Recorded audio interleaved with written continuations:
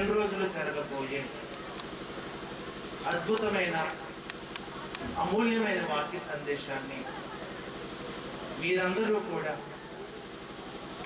దేవుడు మీ అందరికీ ఇచ్చిన మంచి మనసుతో స్వీకరిస్తారని కోరుకుంటూ చిన్న ప్రార్థన చేసుకుని వాక్యంలోకి వెళ్ళిపోదాం.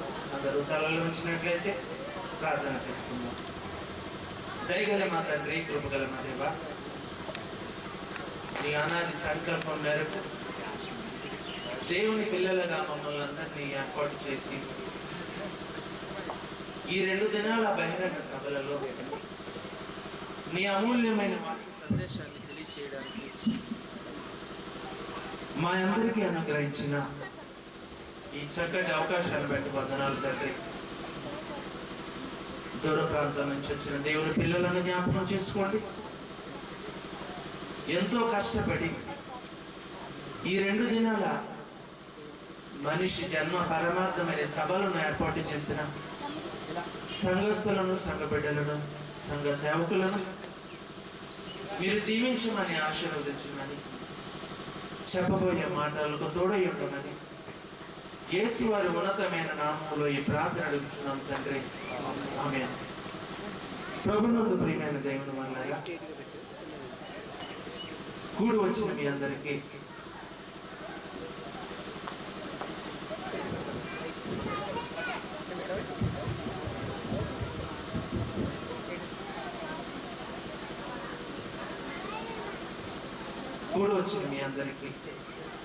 మరి ఒకసారి ప్రభువైన యేసుక్రీస్తు వారి నామములో వందనాలు తెలియజేస్తున్నానండి. మనిషి జన్మ పరమార్థం సమాజంలో దేవుడు అనగానే ఏదో ఒక వర్గానికి చెందిన వారుగా, ఒక మతానికి చెందిన వారుగా అనేక మంది ఆలోచిస్తూ సర్వలోకాన్ని కలుగజేసిన దేవుని యొక్క గొప్పదనాన్ని తెలుసుకోవడంలో ప్రపంచ ప్రజలు వెనకడుగు వేశారని చెప్పటంలో ఆశ్చర్యపోనక్కరలేదు. అలాగని యేసును నమ్ముకున్న, దేవుని తెలుసుకున్న పిల్లలైనా సరే దేవుడు మన కొరకు ఏమేమి రాయించాడు, 6 అడుగుల ఆకారంగా ఈ లోకాన్ని నిర్మించిన తర్వాత 9 నెలల క్రితం తల్లి గర్భంలోకి రాకముందు ఈ లోకంలో 6 అడుగుల ఆకారంగా కనబడకముందు ఎక్కడ ఉన్నామో, ఎలా ఉన్నామో అనే విషయాన్ని కూడా మనుషులు గమనించక ఈ ప్రకృతిలో కళ్ళ ముందు కనపడే చిన్ని చిన్ని వాటి విషయంలో మనుషులు ఆశ్చర్యపోతున్నారండి.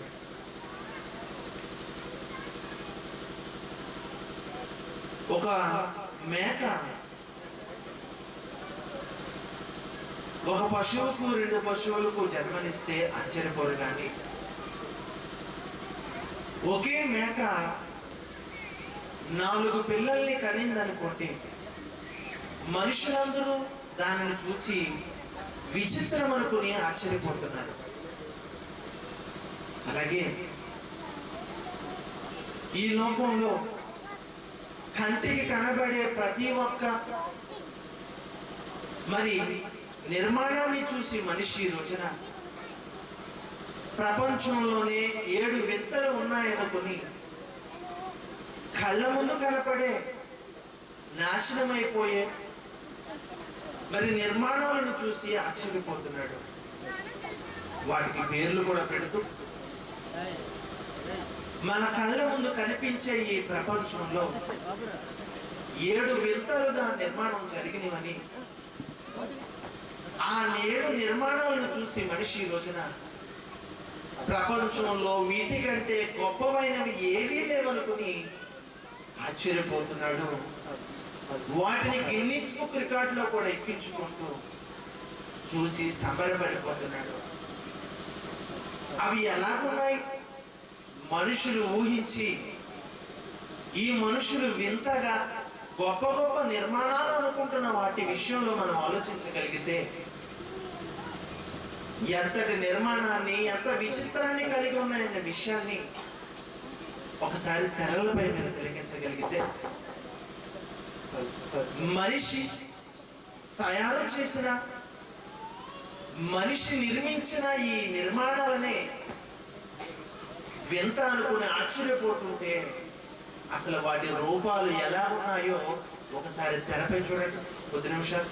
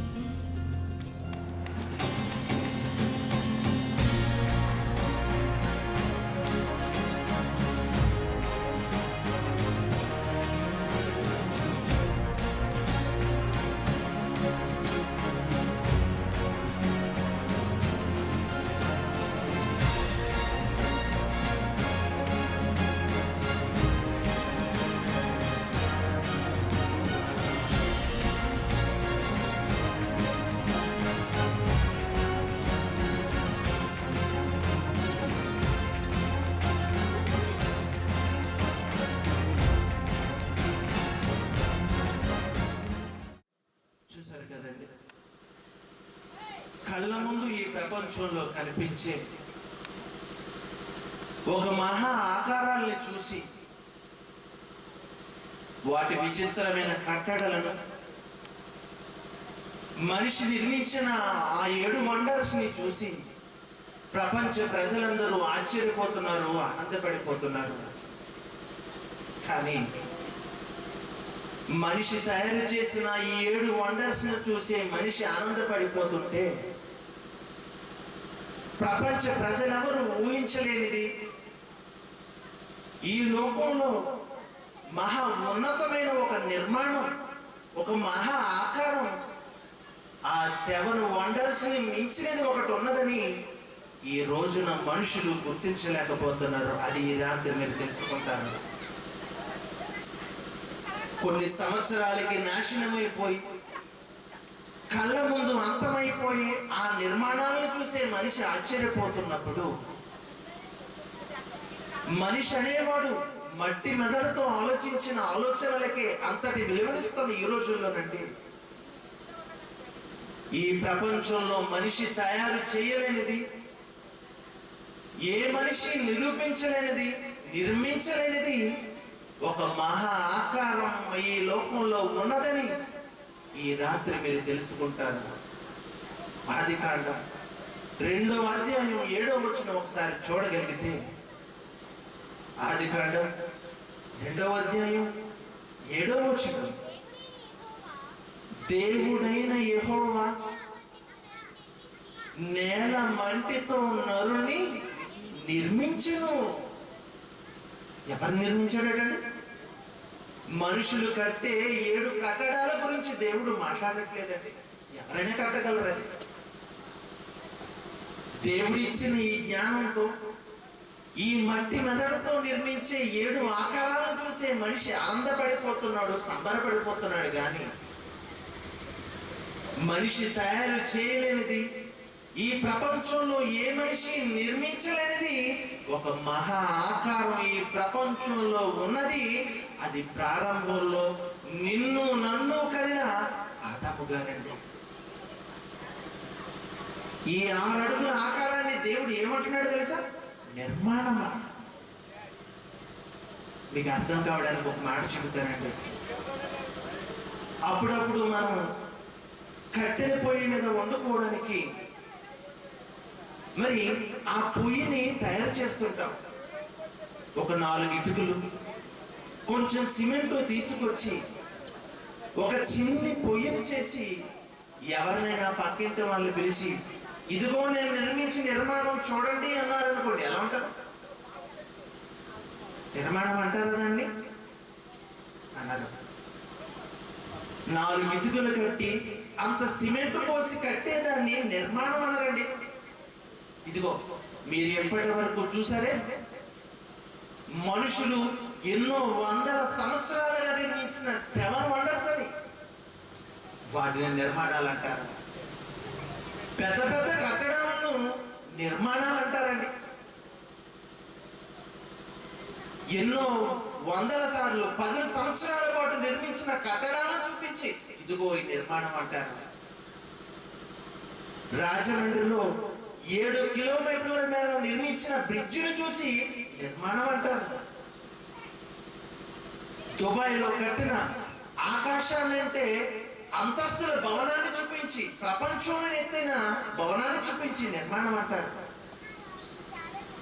మరి మీ కళ్ళ ముందు మీరు నేను కలిగిన మన దేహాన్ని చూపిస్తూ దేవుడు ఏమంటున్నాడంటే నిర్మాణమా. ఎవరికైనా తెలుసా అండి నిజం? గొప్ప గొప్ప కట్టడాలు నిర్మాణాలు అంటున్నాం, గొప్ప గొప్ప ఆకారాలు నిర్మాణాలు అంటున్నాం, గొప్ప గొప్ప భవంతులను, గొప్ప గొప్ప మేడలను నిర్మాణాలు అంటున్న మనిషికి 6 అడుగుల దేహం ఎప్పుడైనా ఒక నిర్మాణం అని గొప్పది అన్న విషయం ప్రపంచంలో ఎంతమందికి తెలుసుకునేలాగా గమనించలేదు. మనిషి తయారు చేసిన కట్టడాలను చూసి నిర్మాణాలను మురిసిపోతున్నాడే గాని, ఇదిగో నిన్ను నన్ను కలిగి చేసిన ఈ దేవుడు ఈ విధానాన్ని చూపించి నిర్మాణం మీరు అని చెబుతున్నాడని ప్రపంచంలో ఎంతమందికి తెలుసు? నిజంగానే నిర్మాణం అంటారు మనం. ఇదేనండి సుధాకర్ గారు, అందరం ఒకేలా ఉన్నాం కదండి. ఎవరు కట్టలేనిది, ఎవరు నిర్మించలేనిది నిర్మాణం అంటే బాగుంది, కానీ మనల్ని నిర్మాణం అంటున్నారు కానీ మీరు అంటున్నారా? అలా అనుకుంటేనండి మీరు ఆలోచించకపోయినా ఒక మహానుభావుడు మీకంటే నాకంటే ముందుగా పుట్టినైనా దేవుని మనస్సు ఎరిగిన మాట్లాడుతున్న మాటలు చూద్దాం ఒకసారి. కీర్తనల గ్రంథం 71వ కీర్తన 7వ అధ్యాయం ఒకసారి చూడగలిగితే, కీర్తనల గ్రంథం 71వ కీర్తన 7వ అధ్యాయం. నేను అనేకులకు వింతగా ఉన్నాను. ఎవరంటే వింతగా ఉన్నారు? దావీదు గారు అని ఆయన కీర్తనల గ్రంథం రాస్తూ, మనుషులు ఎవరు ఊహించలేనిది, ఆలోచించలేనిది, పట్టించుకోలేనిది ఈ 6 అడుగుల దేహాన్ని గురించి ఆయన ఆలోచిస్తూనండి మనుషులు ఎవరికి కనిపించని ఒక మహా నిర్మాణం కనిపించి ఆయన ఏమని మాట్లాడుతున్నారండి? నేను అనేకులకు వింతగా ఉన్నాను. వింతండి, వింత. మనం కళ్ళ ముందు ఎంతో మంది పుడుతున్నారు, ఎంతో మంది మరణిస్తున్నారు, ఎంతో మంది మనుషుల మధ్యన మనం అందరం నివాసాలు చేస్తున్నాం. మరి మనుషులు ఎవరిని చూసినప్పుడు మనకి ఎప్పుడు వింతగా కనిపించలేదు. మనం ఎవరు ఆలోచించలేనిది, ఈ ప్రపంచ ప్రజలెవరు గుర్తించలేనిది దావీదు గారికి ఏం కనపడిందని వింత అనుకుంటున్నాడు. ప్రియులారా, ఆలోచించాలి. ఆదాము గారిని చూపించి దేవుడు నిర్మాణం అంటున్నాడు. తన దేహాన్ని తను చూసుకుని దావీదు గారు నేను వింతగా ఉన్నాను అంటున్నాడు. వింత. ఎప్పుడైనా మీరు ఆలోచించారా? ఎప్పుడైనా మీరు గమనించారా? ప్రియమైన దేవుని వాళ్ళారా, కళ్ళ ముందు కనపడే కట్టడాలు వింతాలతో మురిసిపోకండి. దేవుడు నీకు నాకు నిర్మించిన ఈ ఆకారం ఒక వింత అని దావీదు గారు ఎందుకు మాట్లాడుతున్నారో మీకు అర్థం కావాలి అంటే, మీరు నేను ఆలోచించిన ఒక ఉన్నతమైన ఆలోచన దావీదు గారు ఆలోచించారని రాత్రి మీరు తెలుసుకోవాలి. 139వ దావీదు కీర్తన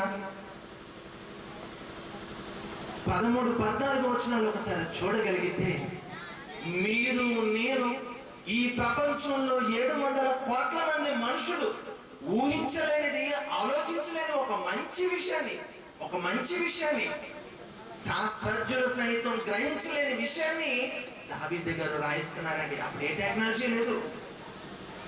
ఇదిగోండి, ఈ రోజు మీ అందరూ చూడడానికి ప్రొజెక్టర్ ఉంది, నా మాటలు మీకు స్పష్టంగా వినపడడానికి మైక్ ఉంది.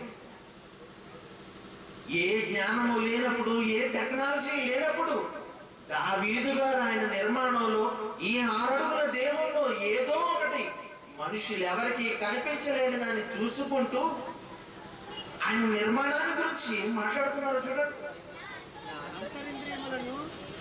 నా అంతరేంద్రియములను నీవే కలుగు చేసేటివి. ఆయన కూడా అదే మాట్లాడుతున్నాడు. ఆదాము గారి గురించి దేవుడు మాట్లాడుతున్నాడు. ఇక్కడ దావీదు గారు కూడా ఆయనకున్న ఈ దేహాన్ని చూసుకొని, నా తల్లి గర్భమందు నిర్మించిన,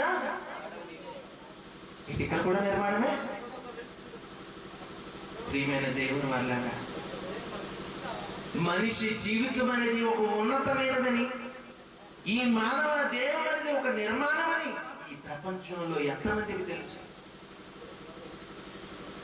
ప్రపంచంలో ఎవరికి కనపడలేనిది దావీదు గారికి ఏం కనపడిందో తెలుసా? ఏం కనపడిందో తెలుసా? ఇదిగోండి, ఈ రాత్రి మీరు తెరపైన చూడబోతున్నారు. నిజంగానే మన అలాగే ఆహారం నిర్మాణమేనంటారా? 2 చేతులు, 2 కాళ్ళు, 2 కళ్ళు, 1 ముక్కు, 2 చెవులను అందరము ఒకే ఆకారాన్ని కలిగిన మనం అందరినీ ఎప్పుడూ కూడా మనం విచిత్రంగా చూడలేదు. మరి మనకి ఎవరికీ కనిపించలేనిది దావీదు గారికి ఏం కనపడిందని అది నిర్మాణం అంటున్నాడు. ఒక్కసారి తెరపైన చూడండి.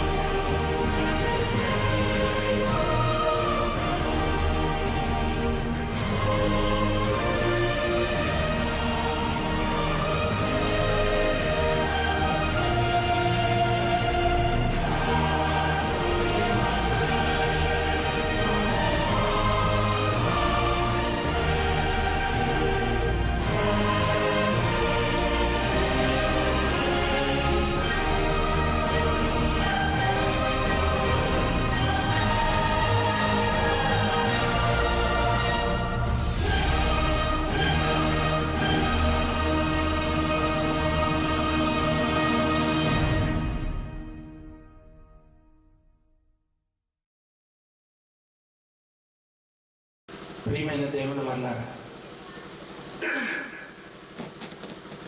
మానవ దేహం, దావీదు గారు మాట్లాడిన మాటలు, ఆదాము గారి గురించి దేవుడు రాయించిన మాటలు,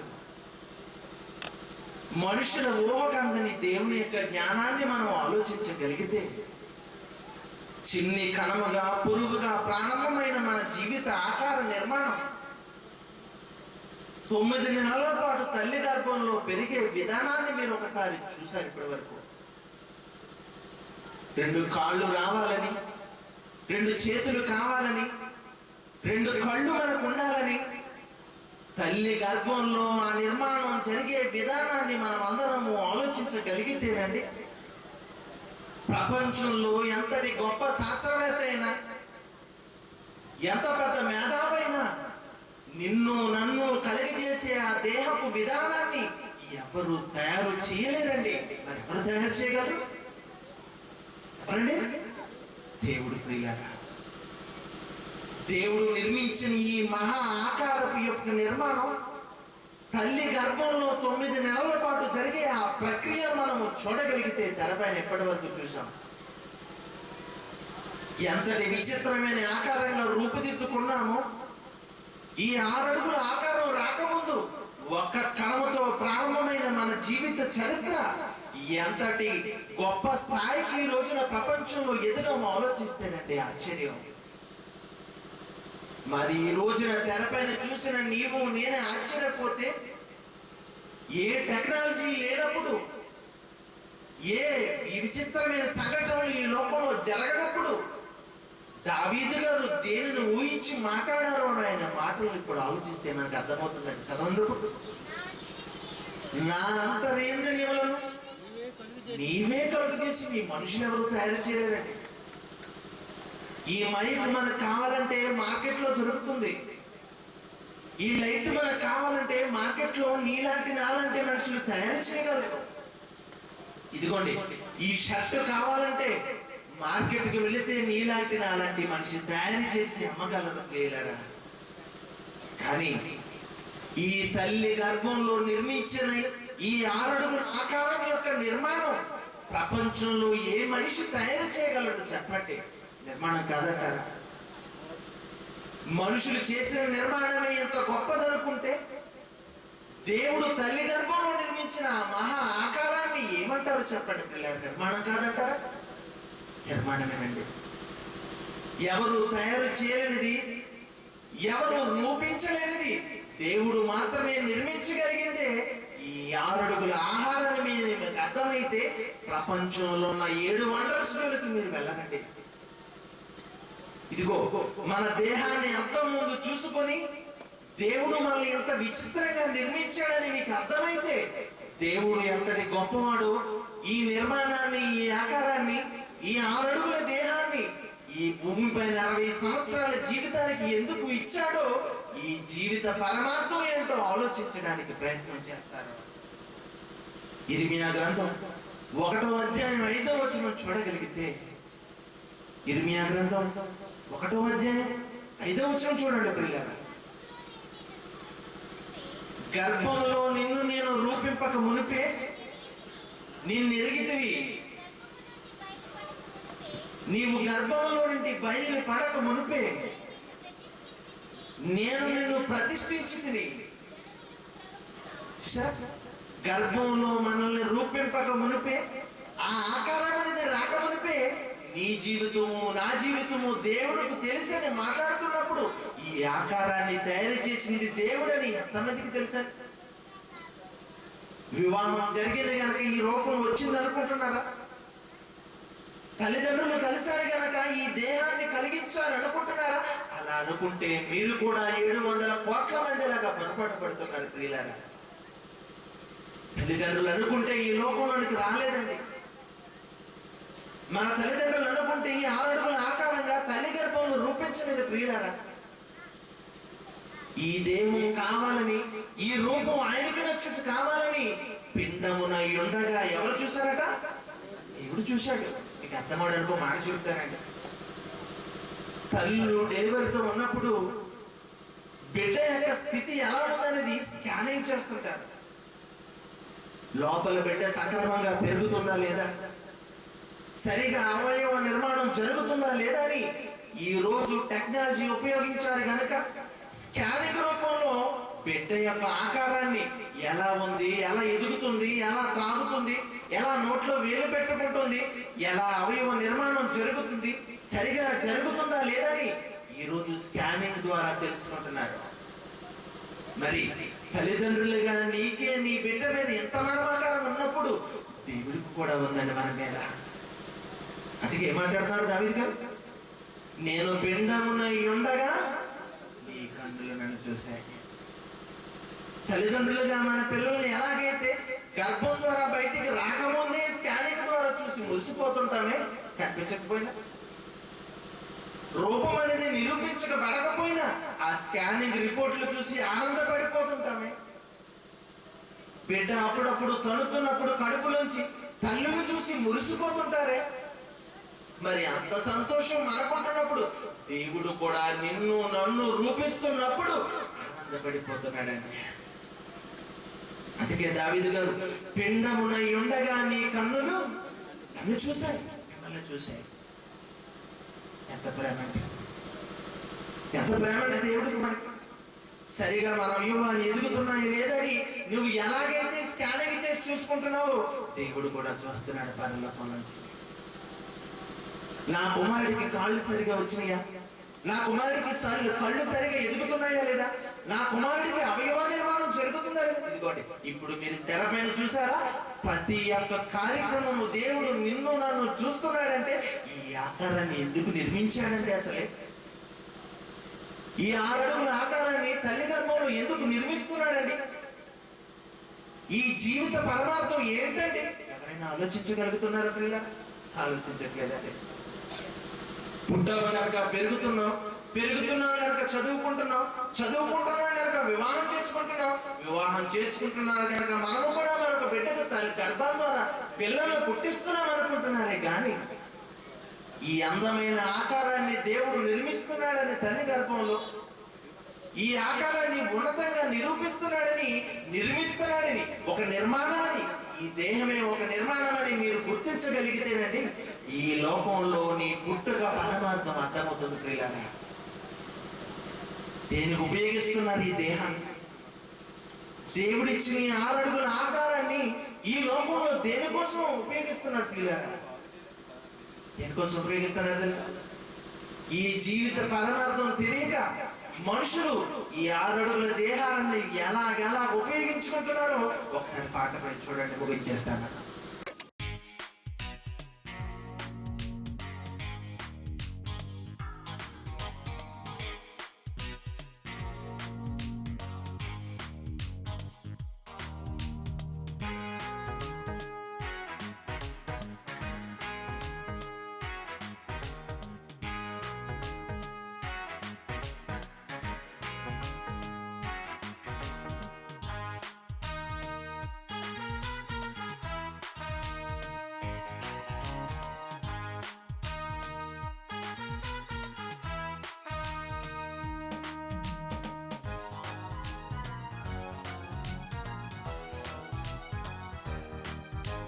మనిషి జన్మ వింటే అది తెలియకుంటే చింతే, నీ నిర్మాణమే తెలుసుకోవా.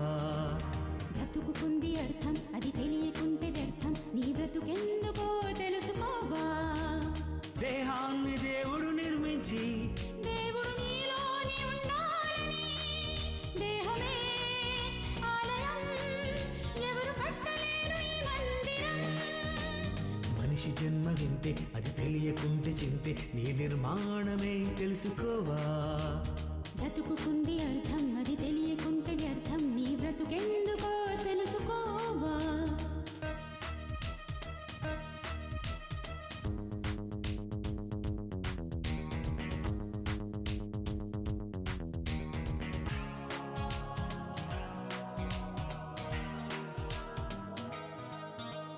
ఎవరు చెయ్యలేరు ఈ దేహం, ప్రపంచ వింతలకే ఒక వింతని. మనిషి చెయ్యలేడు ఈ దేహం, మానవ మేధస్సుకి మరుగైనది. కన్నుపోత పోతే కన్ను చేయలేడు, కాలు పోతే కాలు చెయ్యలేడు, చెయ్యి పోతే చెయ్యి చెయ్యలేడు, కన్ను మూస్తే చెప్పి పంపగలడు. దేహాన్ని దేవుడు నిర్మించి ఇచ్చిన ఈ వింత నిర్మాణము, దేహమే మనిషికి అందని అద్భుతం అద్భుతం.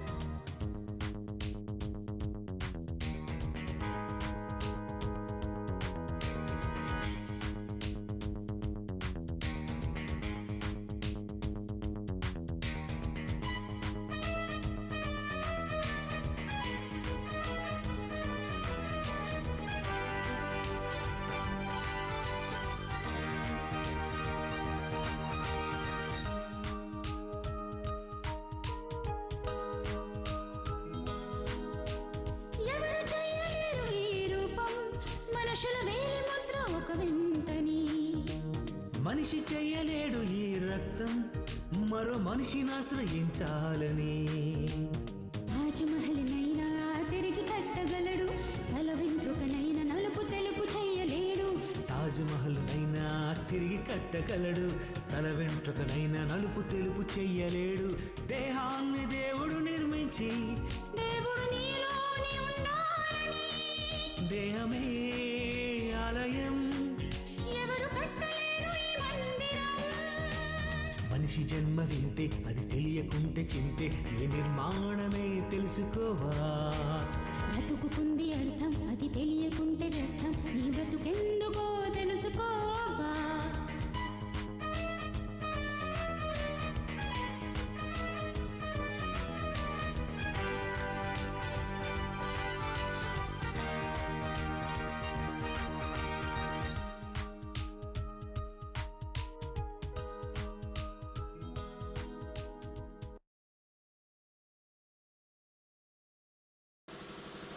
మానవ దేహం అనేది ఎంతో విచిత్రంగా తల్లి గర్భంలో నిర్మించిన దేవుడు దేనికోసం ఈ ఆకారాన్ని ఈ లోకంలోకి తీసుకువచ్చాడనే విషయం ప్రపంచంలో ఎవరు గుర్తించట్లేదు, గమనించట్లేదు. చూశారు కదా పాటలు, ఒకడు కత్తులతో నోట్లో పొడుచుకుంటుంటే మరొకడు పెద్ద పెద్ద బండరాలను తమ ఛాతి పైన పెట్టుకుని పగలగొట్టుకుంటున్నాడు. ఒకడు కోర్లు పెంచుకుంటుంటే మరొకడు చేస్తున్నాడు. ఇలా ప్రపంచంలో ఉన్న మనుషులు ఇచ్చిన ఈ దేహాన్ని ఎందుకు ఉపయోగిస్తున్నారో అర్థం కాక, దేవుడిచ్చిన ఈ జన్మ పరమార్థం తెలియక ఒక్కొక్కడు ఒక్కొక్క స్థాయిలో మనిషి ఈ దేహాన్ని వాడుకుంటున్నాడే కానీ ఎందుకు దేవుడు తల్లి గర్భంలో నిర్మించాడు, ఈ నిర్మాణాన్ని మొదలు పెట్టాడన్న విషయం ప్రపంచ ప్రజలు గుర్తించట్లేదండి. అందుకే ఈ 2 రోజుల సభల్లో మన జన్మ పరమార్థాన్ని తెలుసుకుని మీరు ఈ రాత్రి రేపటి దినాన్ని కూడా ప్రపంచంలో అందరి వలె మీరు ఉండకుండా దేవుడు ఇచ్చిన దేహం ఎందుకు ఇచ్చాడు, ఎలా ఉపయోగించాలి, ఏమని ఉపయోగించమని దేవుడు ఈ లోకంలోకి తల్లి గర్భం ద్వారా మనల్ని బయటికి తీసుకువచ్చాడు అన్న విషయాన్ని రేపటి దినాన్ని మాట్లాడదాం. కళ్ళు వచ్చుకొని ప్రార్థన చేసుకుందాం. దయగల మా తండ్రి, కృపగల మా దేవ, మీరిచ్చిన దేహం యొక్క విలువ తెలియక మనుషులు తమ ఇష్టమైన మరి వస్తువులుగా ఉపయోగించుకుంటున్నారు తండ్రి. ఈ లోకంలో మీరు పెట్టిన ఈ నిర్మాణం యొక్క విలువ మనుషులకు అర్థం కావాలని ఈ సభలను ఉద్దేశించి మాట్లాడుతున్నాం తండ్రి. ప్రతి ఒక్కరు ఈ మాటలను గ్రహించి ఆలోచించే మంచి భాగ్యాలను గ్రహిస్తారని వేడుకుంటున్నాం. ఎందుకు ఈ జన్మను మీరు కలుగజేశారు, ఈ నిర్మాణాన్ని 6 అడుగుల ఆకారాన్ని భూమిపైకి ఎందుకు తీసుకువచ్చారన్న విషయాన్ని ఈ 2 రోజుల సభల్లో మాట్లాడుతున్న ప్రతి ఒక్క మాటను కూడి వచ్చిన పిల్లలందరూ గ్రహించి ఆలోచించి ఈ జీవితం యొక్క పరమార్థాన్ని తెలుసుకునే భాగ్యాన్ని వారందరికీ అనుగ్రహిస్తారని వేడుకుంటున్నాం. నా తరువాత మాట్లాడబోయే దైవజనులకు మంచి ఆలోచనలు కలుగజేస్తారని యేసు వారి ఉన్నతమైన నామంలో ఈ ప్రార్థన అడుగుచున్నాం తండ్రి. ఆమెన్.